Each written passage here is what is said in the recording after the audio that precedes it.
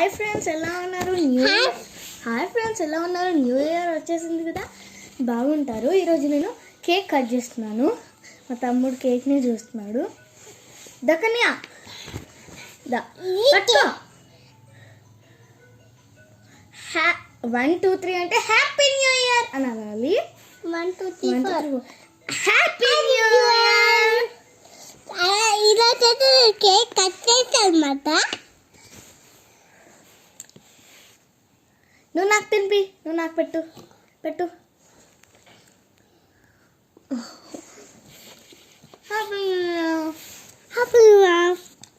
తింటారా? మా ఇంటికి రండి, పెడతాం. బిర్యానీ సూపర్ ఉంది. ఇది 31st నైట్ 12 PM.